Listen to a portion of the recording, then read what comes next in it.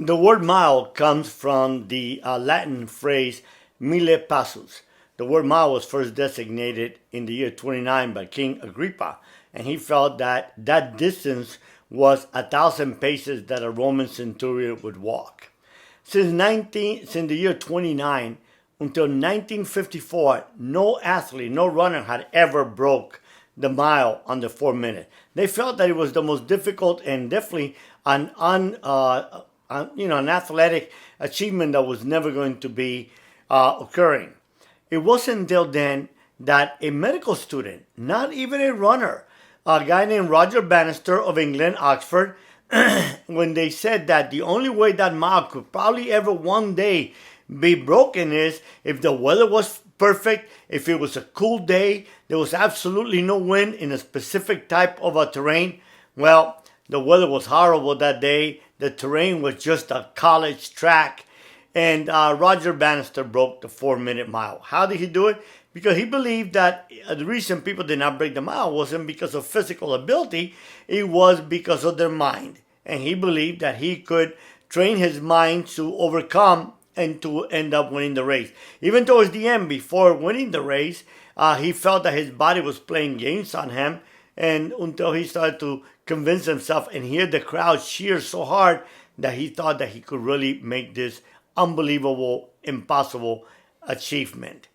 It was 1900 and 40 some odd years or 50 some odd years before anyone broke that record. The next time it was broken was 46 days later by another runner named Lundy. The reason that he broke it was because all of a sudden people started telling themselves, if Roger Bannister could break that 4-minute mile, then it was not an impossible task. It could be done.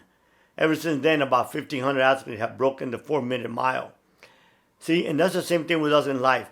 Many times in life, we're unable to do things, not because we're physically incapable, because of our weak mind. I always tell that your attitude defines your latitude. I always know that the reason I've achieved the stuff that I have achieved in my life was because I don't know what the word failure is. I consider that a learning opportunity. I didn't know what impossible is. I know that if someone's done something, I can too, if I'm willing to pay the price. So therefore, today, listen for Roger Bannister. Read about him. It's really a very interesting case. And, an amazing story.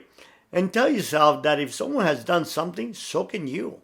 And tell yourself that, listen, the sky's the limit to what you can achieve in life. Don't let those negative words that society or even maybe parents in the past have told you, the word that you can't.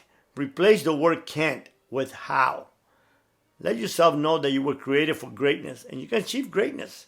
Hey, I walked out of prison at the age of 40, dead broke, with a label that said convicted felon. I didn't let that stop me. I knew I could achieve greatness. I knew that when they incarcerated me, all they did is locked out my body, not my mind. I continued to develop my mind. See, and when I came out of prison, I had a stronger mindset than when I went in. And I ended up studying and getting another degree. So today, it's all in your mindset. What type of a mindset do you want to create? That's why I'm so excited that we created the NarcoMindset Academy. Because in the NarcoMindset Academy, I teach people how to create that mindset that's going to allow you to achieve the greatness that you can. Trust me. Mindset. Powerful mindset will allow you to live all those things that you have dreamed of living and thought you could not. Be blessed.